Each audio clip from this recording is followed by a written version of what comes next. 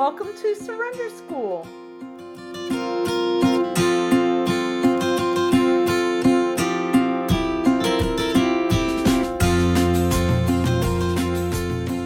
This is Surrender School Big Book Study. It's based on the recordings from Joe M. and Charlie P. They always are emphatic about indicating that they are not the gurus of AA, the fellowship, or the Alcoholics Anonymous Big Book. They were alcoholics who got together, found that they enjoyed the big book and enjoyed learning together. So they started studying it, and everything that they studied, they just passed on to another person. Additionally, they always start by stating that that they do not speak for AA as a whole. Like Joe and Charlie, I am not a guru, I am not an expert, nor do I speak for any 12-step group. I am simply, I simply have a passion for the Alcoholics Anonymous Big Book, and I want to do my part in carrying the message of hope. So with that, let's get started. We're going to start with There is a Solution. We're going to have a little bit of a review from Charlie, and then we'll go on to talk about more about the There is a Solution. Now, if we're a brand new alcoholic out here in California, no fellowship around us, first contact we've ever had is this book called Alcoholics Anonymous. We've read the doctor's opinion. We've been able to see what our problem is. We've read Bill's story. We've been able to identify with another alcoholic. We've seen him go from fun drinking to drinking because of absolute necessity, going finally to the sickest of all, complete oblivion. Then we've seen him recover from that condition. Now surely, we could say to ourselves, we're enough like this guy, that if he can recover, just maybe we could too. And I don't think it's by accident the very next chapter is titled, There is a Solution. There is a solution to the thing that Bill has really described in his own story here, and to what Dr. Silkworth has talked to us about it. We're going to talk about the power of the fellowship, and we're going to talk about the power of the vital spiritual experience. And if we who are powerless could get both of these powers in our lives, then maybe we could overcome alcoholism also. And I think that's pretty powerful. So we are going to be talking a lot today about the power of the fellowship, which is our in-person meetings or our online meetings, and then the power of the vital spiritual experiences, which is what is needed to recover from a seemingly hopeless state of mind and body. So we're going to turn to page 17 in our big books and start with chapter 2, There is a Solution. And as you're going to hear Joe say here, there is one solution. Also, a little differently this week, I'll ask the moderator to please put questions in the chat. I'd love to hear from you at the end or during the meeting. I can't see the chat right now, but please know that I'll be asking questions. There's only one other slide with a question on it like this. So we're going to start once again, page 17, top of the page, chapter 2. 17. For those who are powerless, he writes the prescription. Here he talks about the two powers. Ebby presented Bill with a solution, and now Bill's going to present us with a solution in the same way. He said there is a solution. As a friend of mine back home says, there's as many different types of solutions as there are people in AA. And I say if you look at the chapter heading on page 17, it'll tell you how many solutions there are. There is a solution, one. He said we, and there's that big word again. We of Alcoholics Anonymous know thousands of men and women who were just as hopeless as Bill. Nearly all have recovered. They have solved the drink problem. Said we are average Americans. So all sections of this country and various occupations are represented, as well as many political, economic, social, and religious backgrounds. We are people who normally would not mix. But there exists among us a fellowship and a friendliness which is indescribably wonderful. And I hear that this morning and before the meeting, all the talk and the laughter and the going on, that's the fellowship of Alcoholics Anonymous, the spirit of Alcoholics Anonymous. And I got sober on the spirit of Alcoholics Anonymous. That was the only thing keeping me here. So it's a powerful thing. The fellowship of Alcoholics Anonymous kept me sober for quite some time. Now he's going to describe this fellowship of Alcoholics Anonymous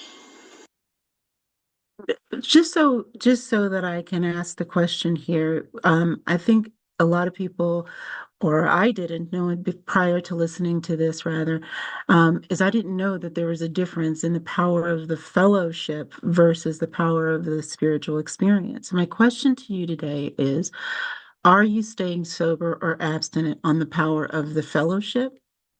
Or are you actively pursuing the power of the vital spiritual experience? And we're going to learn a little bit more about this. So maybe you'll be able to, by the end of this, answer that question. So we're going to go on to the third paragraph, page 17, in which we start to hear Bill's story. Now, I didn't understand this very well. He is such a poet when he writes. Bill is such a poet when he writes. I didn't understand a lot of this. So I'm going to let Charlie and Joe and Charlie explain it a lot better than I can. Once again, we are on page 17, third paragraph there. The passions of a great liner. The moment after rescue from shipwreck, when camaraderie, joyousness, and democracy pervade the vessel from steerage to captain's table.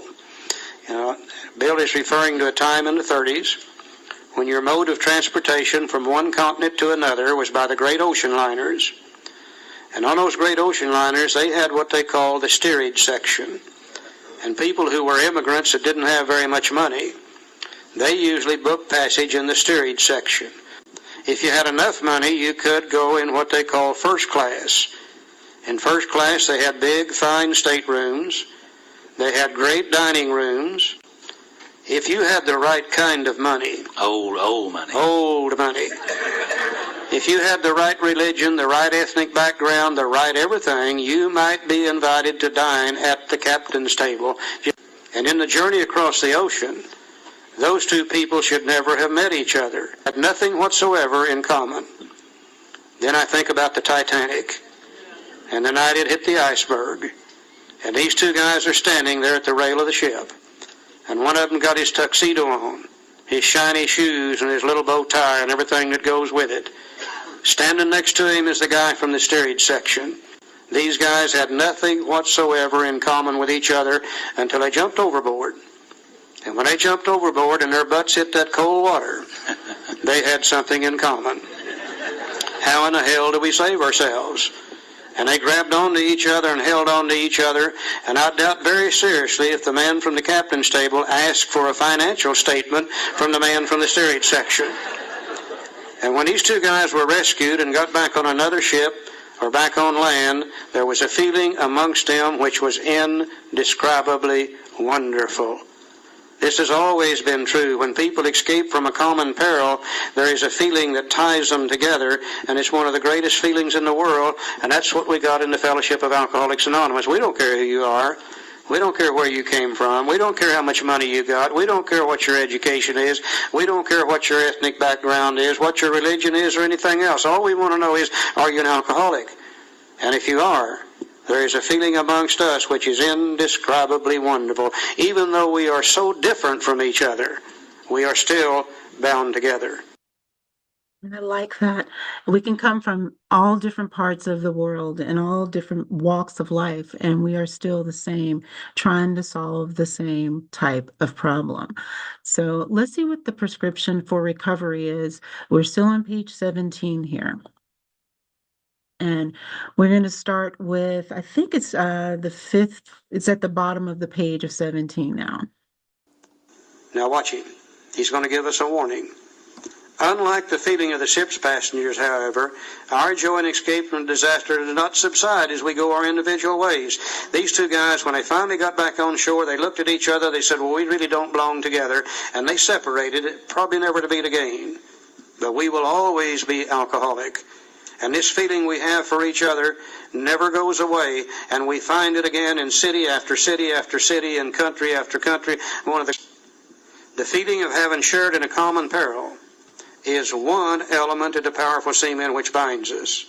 But that in itself would never have held us together as we are now joined. In other words, this feeling we have for each other in the Fellowship of Alcoholics Anonymous is one of the things that bind us together. But then he said that itself is not enough. The tremendous fact for every one of us is that we have discovered a common solution. We have a way out on which we can absolutely agree and upon which we can join in brotherly and harmonious action. This is the great news this book carries to those who suffer from alcoholism, not the news of the fellowship, but the news of the common solution. And later on we're going to see where the common solution is the spiritual experience brought about through the program of action. Now, if we could get the power of the fellowship which supports us and helps us, and if we could get the power of the spiritual experience which changes us, and add the two together, then that will be enough power to overcome our powerlessness over alcohol, and we can recover from that condition.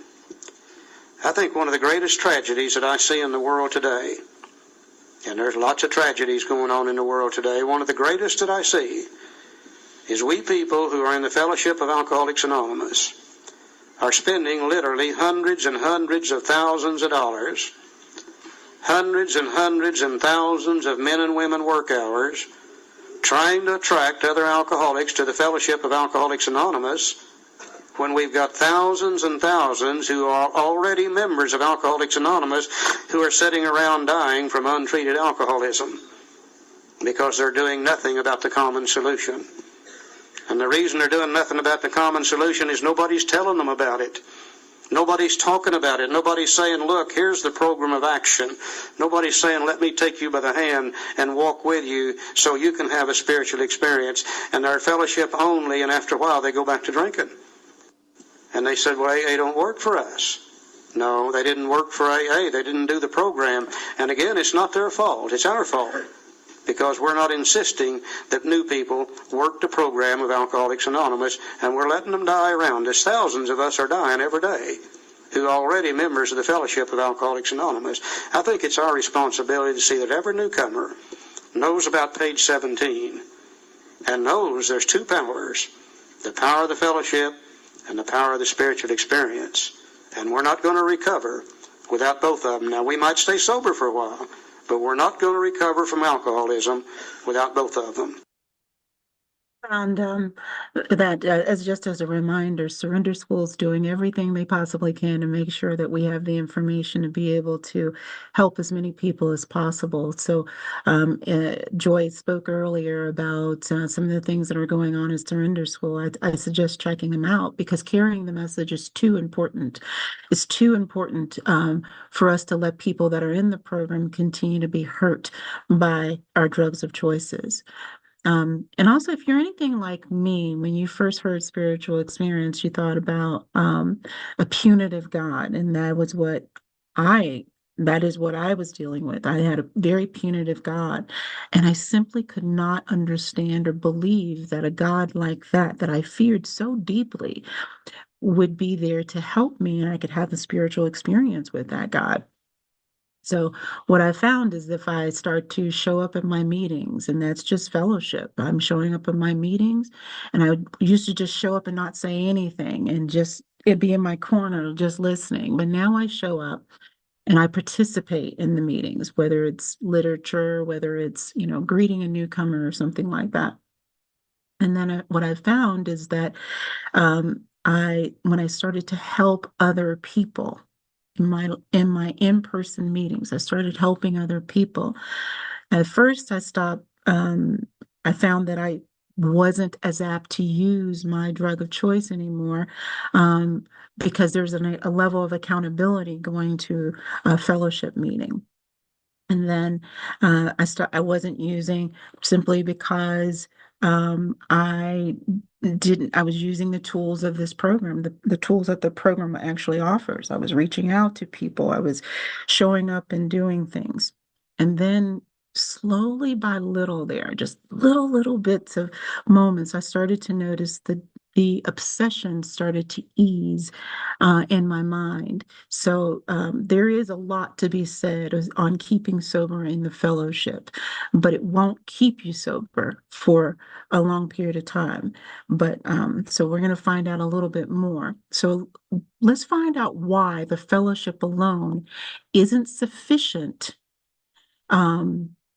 not alone. Why the fellowship alone is just not sufficient. You need more. So let's find out a little bit more about that. We're in chapter 2 still. Now we're on page 20 if you're following along in your big book. The textbook never tells you anything but what it doesn't back it up and prove it. The first half of this chapter is designed to show you and I why fellowship alone is not sufficient. The last half of this chapter is used to show us the solution to alcoholism, the vital spiritual experience. Let's look for just a few minutes at why fellowship alone is not sufficient, and then we'll take a break. Let's go to page 20. He said, you may already have asked yourself why it is so all of us became so very ill from drinking. Doubtless you are curious to discover how and why, in the face of expert opinion to the contrary, we have recovered from a hopeless condition of mind and body. Now, if you're an alcoholic who wants to get over it, you may already be asking, well, what do I have to do? It's the purpose of this book to answer such questions specifically. Remember last night we talked about specifically with clear-cut directions. Well, here's one of those words. We shall tell you what we've done. Before going into detailed discussion, it may be well to summarize some points as we see them. Now, how many times people have said to us, I can take it or leave it alone, why can't he? Why don't you drink like a gentleman and quit? That fellow can't handle his liquor. Why don't you try beer and wine and lay off the hard stuff? His willpower must be weak. He could stop if he wanted to. She's such a sweet girl. I should think he'd stop for her sake. The doctor told him that if he ever drank again, it would kill him. But there he is, all lit up again. Now, these are commonplace observational drinkers which we hear all the time. Back of them is a world of ignorance and misunderstanding. We see that these expressions refer to people whose reactions are very different from ours. So I'm going to ask the moderator to please put this question in the chat. Are you convinced that the fellowship alone is not sufficient for your recovery? And also, what are some of the commonplace observations people have said about your dis-ease? So for me, the fellowship alone is not sufficient for my recovery. And the pandemic actually proved that to me. 2.5 years, stone cold sober, the moment I did not have a fellowship to go to any longer. I didn't have a meeting to go into. That's before Zoom came together. There's like 3 months there where Zoom. I went back to my alcoholic foods and I started and could not stop. So I definitely know that the fellowship is what I was staying sober on at that moment. And what are some of the commonplace observations people have had about my disease, or about our disease? Lack of willpower. I hear that all the time. I used to hear that all the time. Well, she didn't have any food. She doesn't have any willpower when it comes to her alcoholic foods. You know, addiction is such a psychological, biological, and it has so many environmental factors to it that willpower is the least of our worries on that. And then I used to also hear only overweight people are affected by alcoholic foods, food addiction. We know that that is not true. Many of us have seen people that is absolutely not true.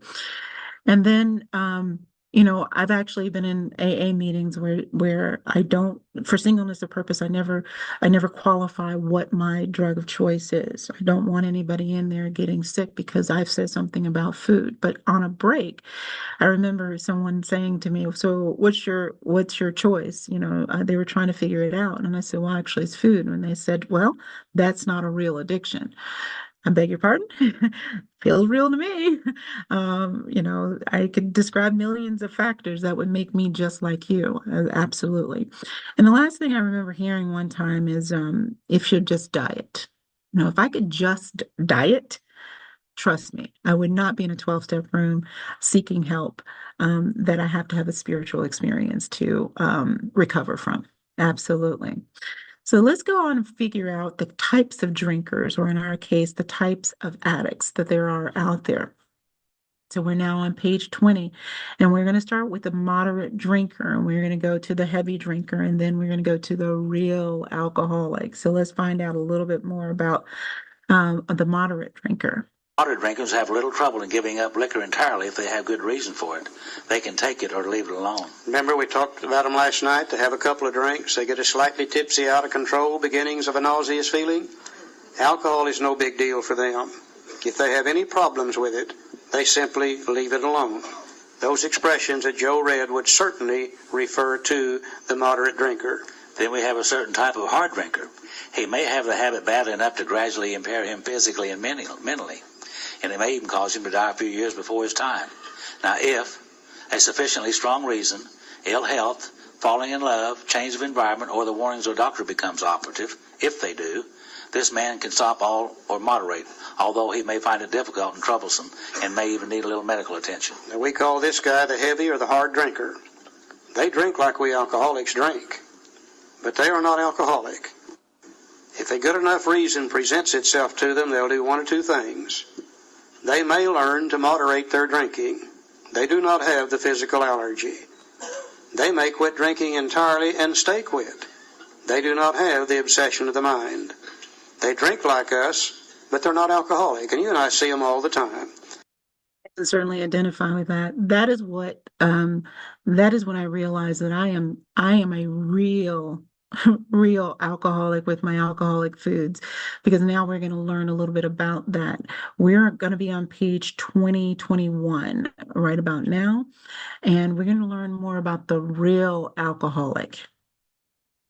But what about the real alcoholic? Now, he may start off as a moderate drinker, which many of us did. He may or may not become a continuous hard drinker. Some of us stayed periodic. But at some stage of his drinking career, begins to lose all control of his liquor consumption once he starts to drink.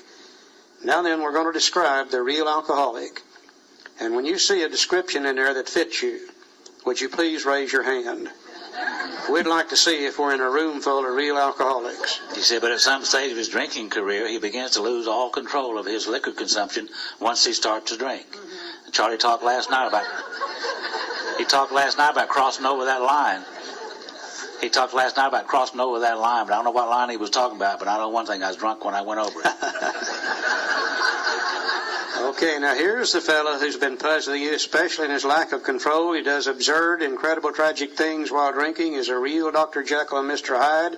He's seldom mildly intoxicated. He's always more or less insanely drunk. Anybody like that in here? Yeah, betcha. His disposition while drinking resembles his normal nature, but little. I always get good looking and out of debt as soon as I start drinking. He may be one of the finest fellows in the world, yet him drink for a day, and he frequently becomes disgustingly and even dangerously antisocial. We got any of those people in here? He has a positive genius for getting tired at exactly the wrong moment, particularly when some important decision must be made or engagement. Anybody like that in here? Always getting drunk at the wrong time. Now, everybody holds their hand up on this one. He's often perfectly sensible and well-balanced concerning everything except liquor. But in that respect, he's incredibly dishonest and selfish. He often possesses special abilities, skills, and aptitudes, and has a promising career ahead of him. Anybody like that in here? I've never heard anybody but an alcoholic say that, though. I've never heard an Al-Anon say it yet. He used his gifts to build up a bright outlook for his family and himself. Then he pulls the structure down on his head by a senseless series of sprees. Anybody like that in here? He's the fellow who goes to bed so intoxicated he ought to sleep the clock around. Yet early the next morning he searches madly for the bottle he misplaced the night before. Any bottle hiders in here? If he can afford it, he may have liquor concealed all over his house to be certain no one gets his entire supply away from him to throw down the waste pipe. Anybody spread them around wherever you might be? Phyllis and I used to buy a lug of whiskey, which is 3/5, and one to share and one to hide from each other. As matters grow worse, he begins to use a combination of high-powered sedative and liquor to quiet his nerves so he can go to work. Anybody ever have to have a little something in the morning? Then comes a day when he simply cannot make it and gets drunk all over again. Perhaps he goes to a doctor who gives him morphine or some sedative to which to taper off. Then he begins to appear at hospitals and sanitariums. Never did taper off. I always tapered on for some reason. I don't know. This is by no means a comprehensive picture of the true alcoholic, as our behavior patterns vary, but this description should identify him roughly. Wow, wow. I can certainly identify. I had four of them marked on that one. He starts off as a moderate drinker and he may or may not become a continuous hard drinker, but some of the stages of his drinking career, he begins to lose control. That certainly describes how it looks when with my alcoholic foods. He may be one of the finest fellows in the world, yet let him drink for a day and he becomes dangerously antisocial. That certainly describes what happened during the pandemic for me. They talked about incredibly dishonest and selfish around my alcoholic foods. Absolutely, I am, but honest everywhere else. But around that food, for whatever reason, dishonesty and selfishness, that is my toxic trait.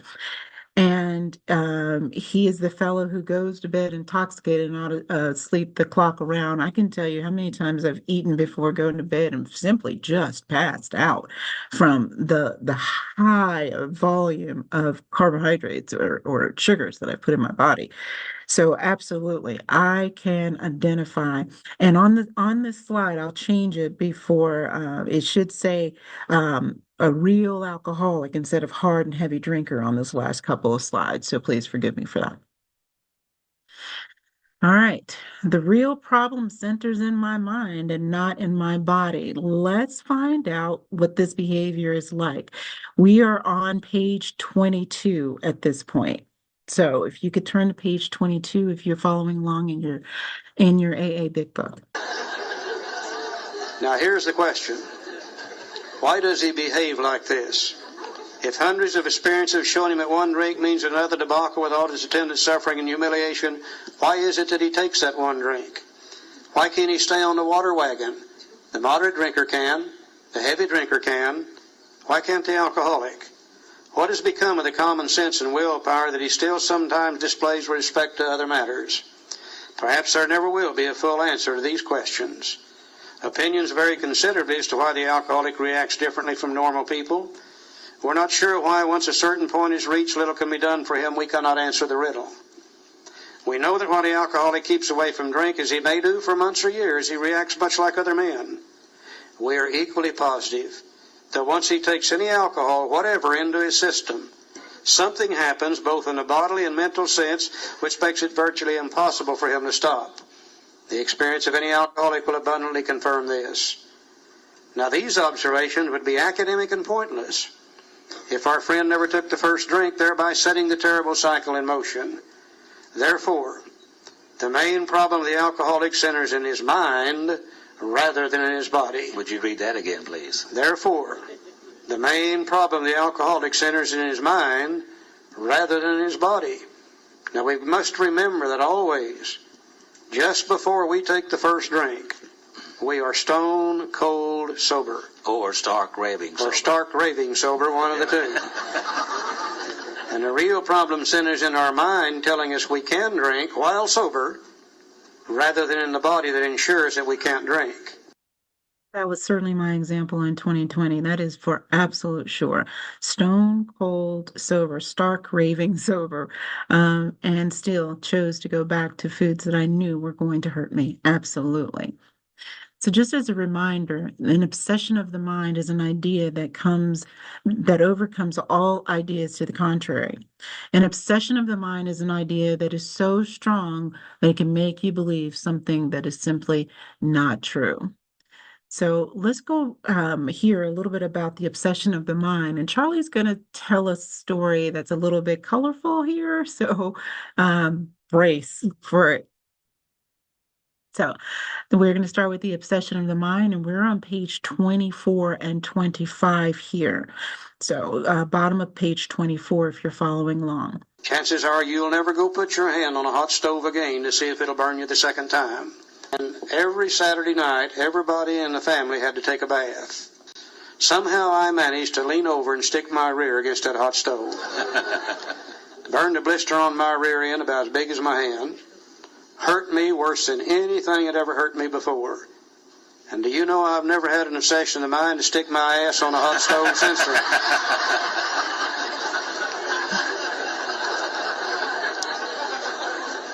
I have never jerked my britches down, backed up to a stove, and said, burn me again.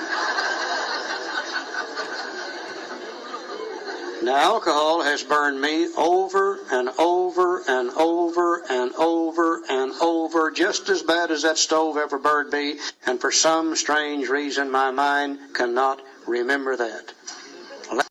Left on my own resources, I start thinking about drinking, and after a while I think about only what it's going to do for me.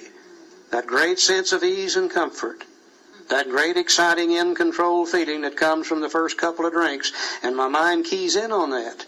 Last paragraph, page 24. So now when this sort of thinking is fully established in an individual with alcoholic tendencies, he has probably placed himself beyond human aid. And unless locked up, may die or go permanently insane. Now, if we've placed ourselves beyond human aid, then the fellowship of Alcoholics Anonymous will not bring about recovery, because the fellowship is made up of a group of human beings who are just as powerless over alcohol as I am.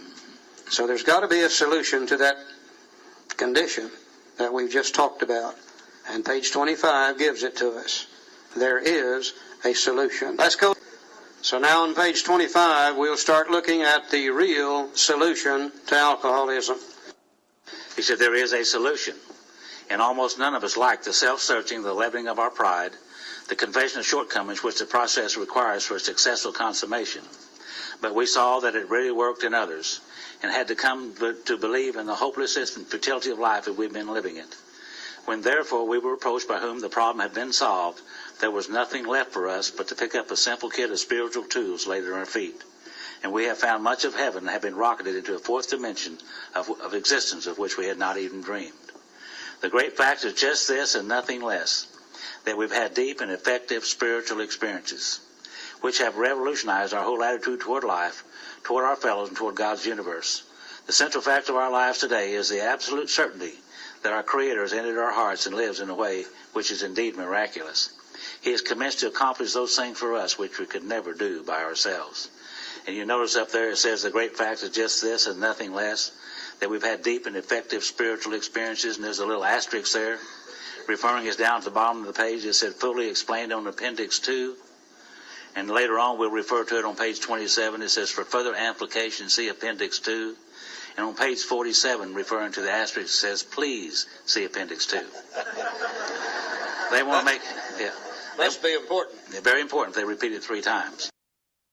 Let's see why they repeated it 3 times. We're going to turn over to page 569 or 567 if you're using the 4th edition of the Big Book. And let's look at the appendix number 2 there, appendices number 2, the spiritual experience. So once again, that's page 567 in the 4th edition. 69, and see what they mean by the term spiritual awakening and spiritual experiences. So on page 569, the term spiritual experience and spiritual awakening are used many times in this book, which upon careful reading, and we all know that alcoholics don't do careful reading, shows that the personality change sufficient to bring about recovery from alcoholism has manifested itself among us in many different forms. Okay, the first paragraph, we see something. We see that the term may be spiritual experience, or it may be spiritual awakening, and in either case it's going to be a personality change sufficient to bring about recovery. Dr. Silkworth referred to this as a psychic change, a change in the way we think and the way we feel and our attitude. So we could see several terms: spiritual experience, spiritual awakening, personality change, or psychic change, all meaning the same thing. Spiritual experience happens suddenly, like it did with Bill and some of the people in the back of the stories in the first book. And then we have a spiritual awakening which develops slowly over a period of a long time.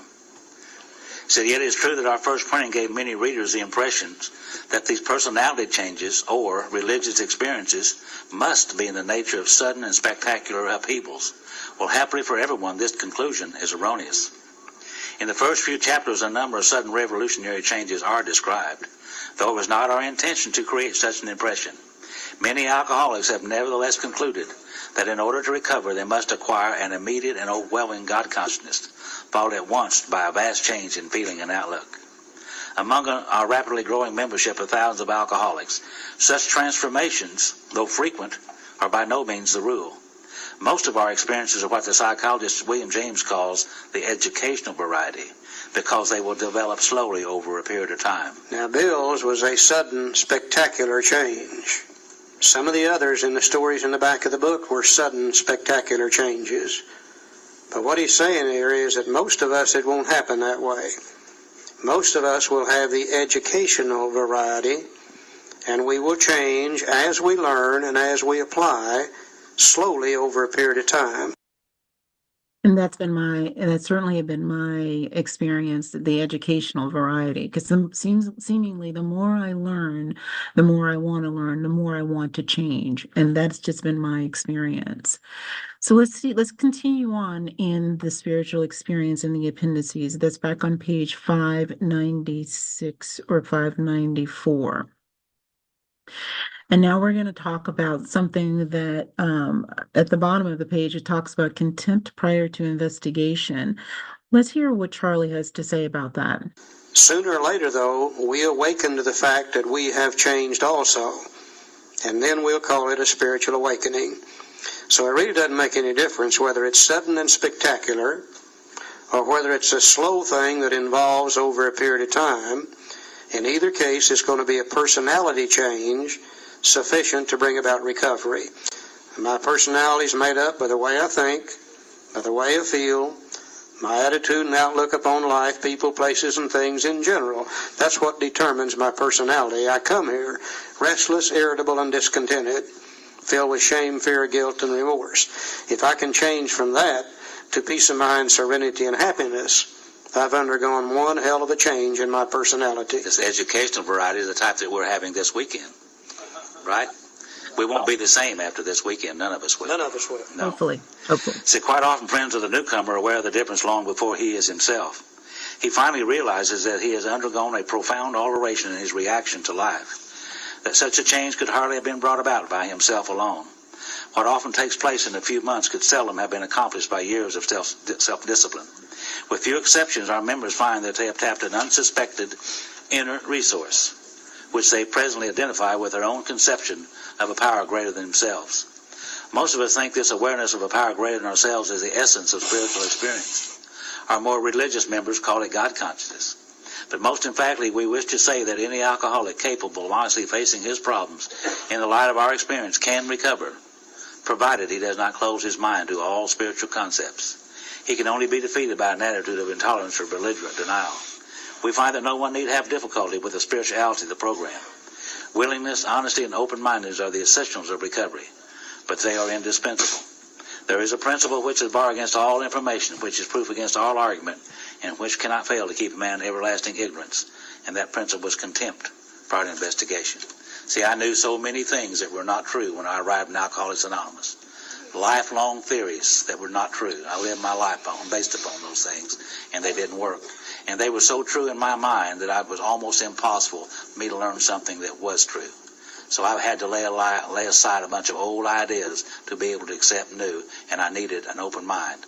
In fact, I need an open mind more today than I've ever needed an open mind, because Absolutely. I agree with Joe on that. I've had to lay down so many of my own preconceived notions coming into a 12-step program, being raised in a home where my father was a minister or a preacher.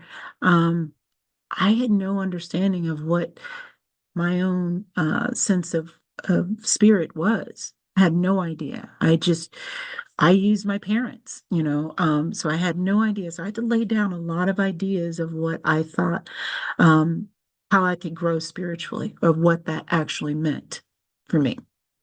So we're going to go on to page 25, chapter 2. We're still in There's a Solution, and we're going to talk we're going to see how step 1 and step 2 are broken down on page 25 here.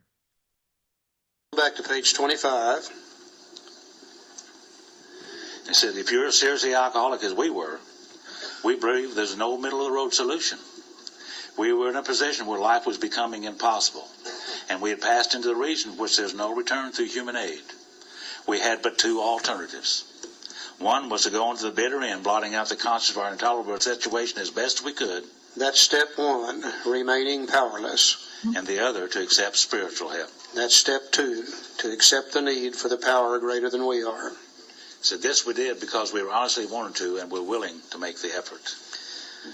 Now, we saw where step one, the physical allergy, the obsession of the mind, we saw where that came from Dr. Silkworth in New York City. Now, you would think that the idea of the spiritual experience would have come to us through religious people. Let's look on page 26 and let's see where this idea really did come from. Now, we're talking here about a certain American businessman. This is this fellow named Roland Hazard. He was the one that stepped in between Ebby and the judge. Said a certain American businessman had ability, good sense, and high character.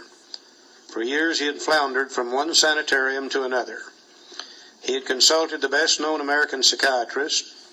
Then he had gone to Europe, placing himself in the care of a celebrated physician, the psychiatrist Dr. Jung, who prescribed for him. Though experience had made him skeptical, he finished his treatment with unusual confidence. He didn't go there for a 28-day treatment program. He was with Dr. Jung for a full year. Dr. Jung psychoanalyzed him 1 day a week for 52 weeks. His physical and mental condition were unusually good. Above all, he believed he had acquired such a profound knowledge of the inner workings of his mind and its hidden springs that relapse was unthinkable. Nevertheless, he was drunk in a short time. More baffling still, he could give himself no satisfactory explanation for his fall. So he returned to this doctor whom he admired, asked him point blank why he could not recover. He wished above all things to regain self-control. He seemed quite rational and well-balanced with respect to other problems, yet he had no control whatever over alcohol. Why was this? He begged the doctor to tell him the whole truth, and he got it. In the doctor's judgment, he was utterly hopeless. He could never regain his position in society, and he would have to place himself under lock and key or hire a bodyguard if he expected to live long. That was a great physician's opinion. But this man still lives and is a free man. He does not need a bodyguard, nor is he confined. He can go anywhere on this earth where the other free men may go without disaster, provided he remains willing to maintain a certain simple attitude. Now, some of our alcoholic readers may think they can do without spiritual help. Let us tell you the rest of our conversation our friend had with his doctor. The doctor said, you have the mind of a chronic alcoholic. I've never seen one single case recover where that state of mind existed to the extent that it does on you. Our friend felt as though the gates of hell had closed on him with a clang. He said to the doctor, is there no exception? Yes, replied the doctor, there is. Exceptions to cases such as yours have been occurring since early times. Here and there, once in a while, alcoholics have had what are called vital spiritual experiences. To me, these occurrences are phenomenal. They appear to be in the nature of huge emotional displacements and rearrangements. Change. Ideas, emotions, and attitudes which were once the guiding forces of the lives of these men are suddenly cast to one side. Change. And a completely new set of conceptions and motives begin to dominate them. Change. In fact, I've been trying to produce some such emotional rearrangement within you. Change. With many individuals, the methods which are employed are successful, but I've never been successful with an alcoholic of your description. It was Dr. Freud, Dr. Adler, and Dr. Jung. Roland goes to Dr. Jung and is treated for a year. Goes out and gets drunk and comes back. Begs the doctor to tell him the whole truth.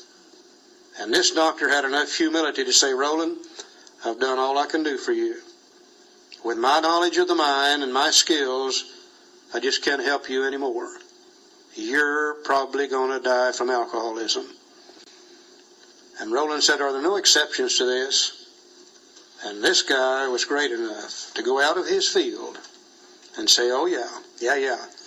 Once in a while I've seen people like you have a vital spiritual experience. He said, I don't understand it. It's phenomenal to me, but I have seen it happen. Now they tell us that Roland tried to get to Freud first, and Freud wasn't taking any more patients. He tried to get to Adler, and Adler was too busy. Jung was the third choice. Now Adler and Jung were both students of Freud, and Jung had fallen out with Adler and Jung on one thing only. Adler and Jung thought all answers would lie within the mind. Adler and Freud. Jung thought some people might be able to be helped through spirituality.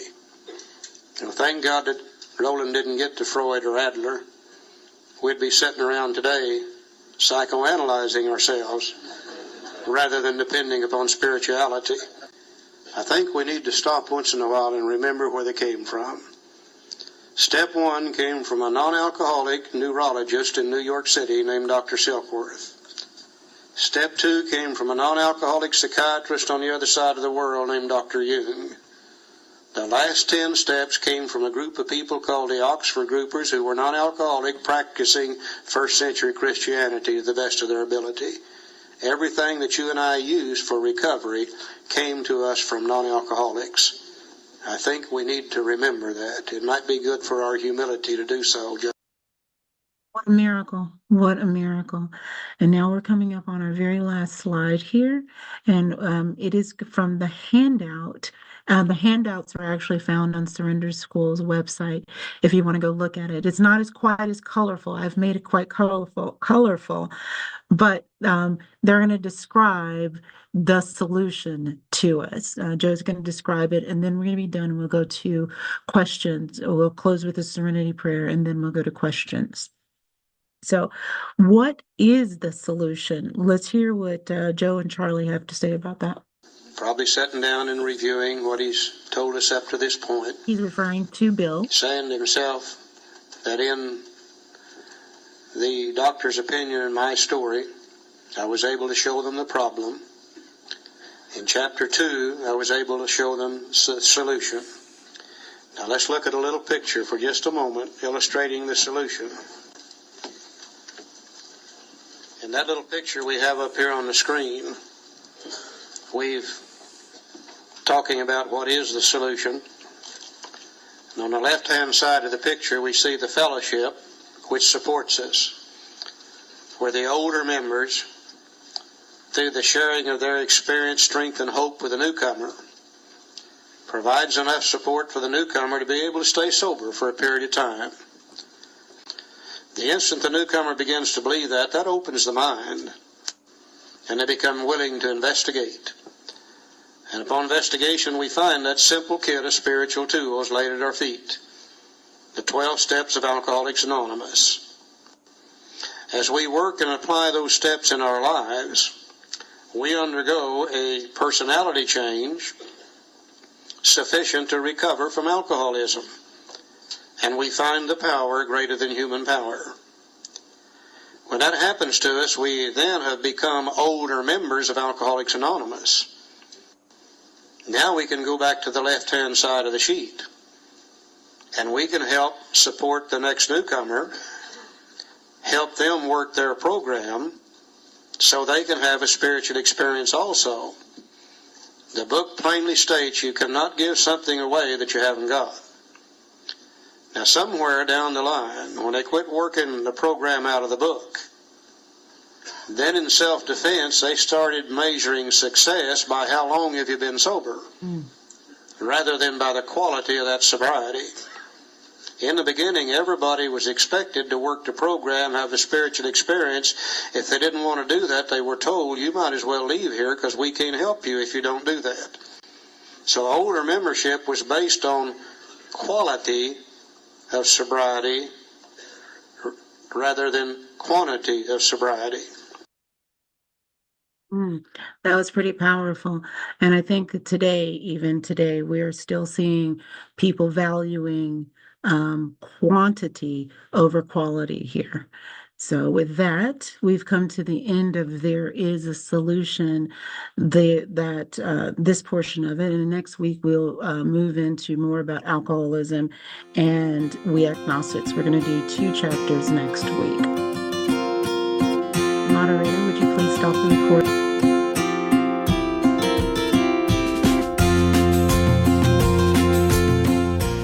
Thanks for recovering with us.